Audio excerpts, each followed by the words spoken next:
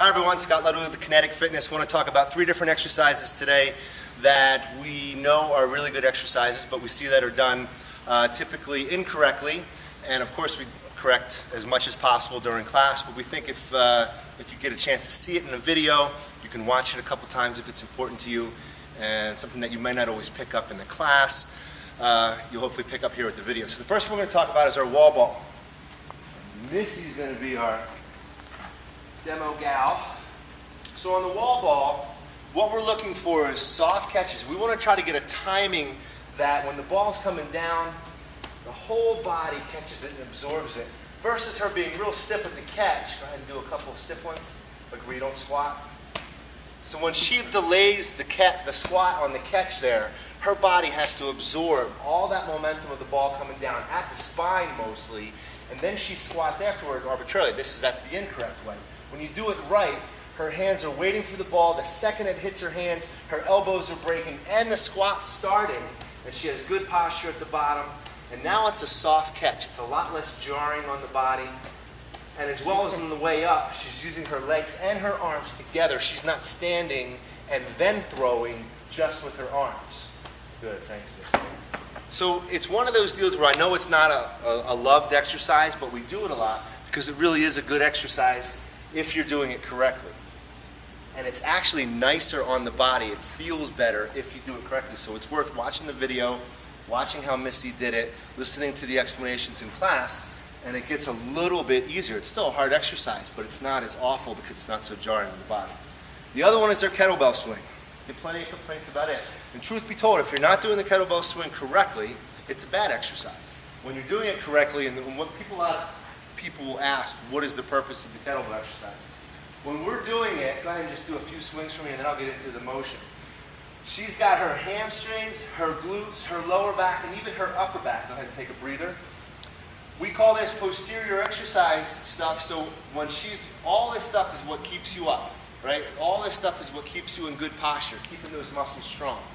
It's a great calorie burner, it's a great lower back worker, it's a great glute worker, but really it's a posture exercise, and that's why we're so big about it, because we want you guys to have a good posture, and we try to do as much stuff on the back of the body, if not more, than we do up front.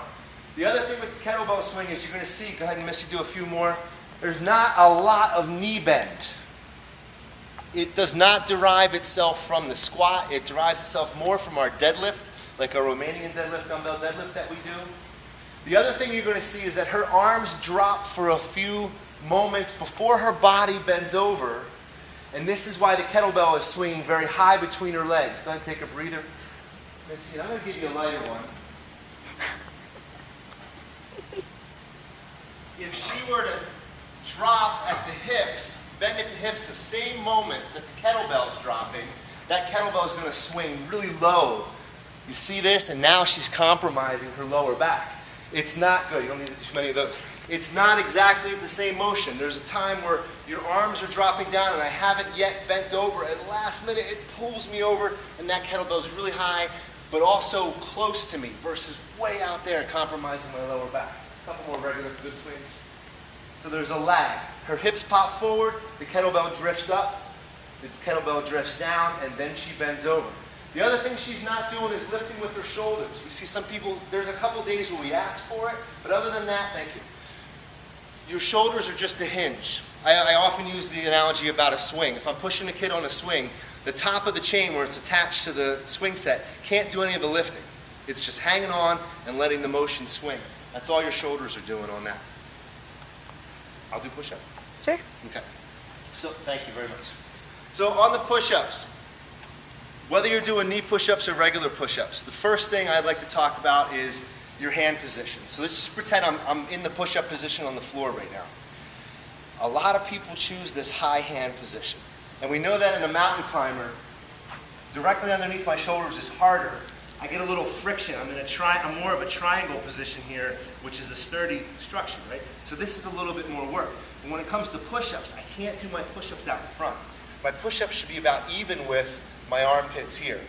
The other thing is when I break the elbows, we see a lot of people that actually think it's correct to have your arms way out here in this push-up position where my elbows are even with my shoulders. It's not correct. It's a little harsh on the shoulder to be this opened up at the arm. So we think almost like about 45 degrees. The legs of a letter A, the wings of an airplane. That's about where you want to be on your push-up. And so your elbows break a little bit to the back and a little bit to the sides. And if you're doing a knee push-up, the hips stay forward, same position. Elbows are still a little bit down. They're not way out here. Stomach's all the way on the floor. We like the hand lift on the knee push-up so that we know it's as low as we can go. 3 really good exercises that when you do them correctly are a little bit nicer than if they're done incorrectly, and obviously safer and then getting the benefits that we want you to get out of them. Hope that helps.